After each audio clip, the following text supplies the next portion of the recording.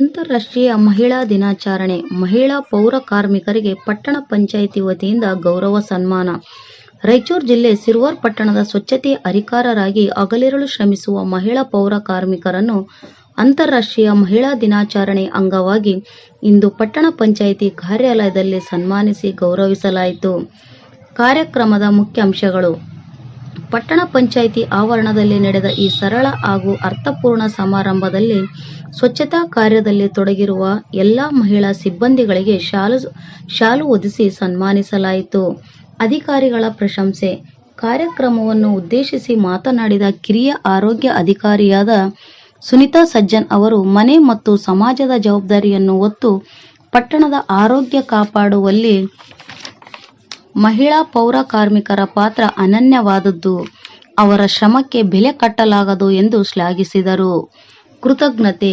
ಅಧಿಕಾರಿಗಳ ಈ ಪ್ರೀತಿಯ ಗೌರವಕ್ಕೆ ಹರ್ಷ ವ್ಯಕ್ತಪಡಿಸಿದ ಮಹಿಳಾ ಪೌರ ಕಾರ್ಮಿಕರು, ಈ ಸನ್ಮಾನವು ನಮ್ಮ ಕೆಲಸದ ಮೇಲಿನ ಜವಾಬ್ದಾರಿಯನ್ನು ಮತ್ತಷ್ಟು ಹೆಚ್ಚಿಸಿದೆ ಎಂದು ಸಂತಸ ಹಂಚಿಕೊಂಡರು.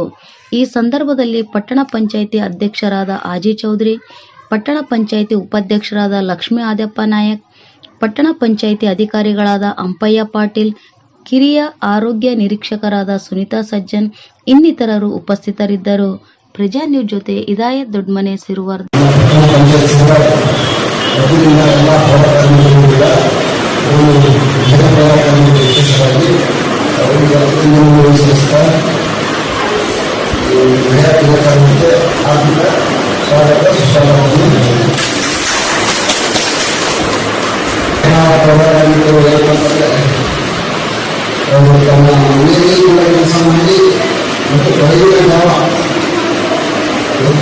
ನಮ್ಮ ಪಟ್ಟಣವನ್ನು ಸುಂದರವಾಗಿರಲು, ಪಟ್ಟಣವನ್ನು ಸ್ವಚ್ಛವಾಗಿರಲು ನಿಮ್ಮ ಪರಿಶ್ರಮ ನಿಜವಾಗಲೂ ಏನಂತಂದರೆ ಒಂದು 4 ಮಾನವರ ಕಾರ್ಯ ಇವತ್ತು ಶ್ಲಾಘನೀಯವಾಗಿದೆ. ಮಹಿಳಾ ಪೌರ ಕಾರ್ಮಿಕರು ಈಗ ಬೆಂಗಳೂರು ಕಾರ್ಮಿಕರ ಯಾರು ಕೂಡ ಸಾಬೀತು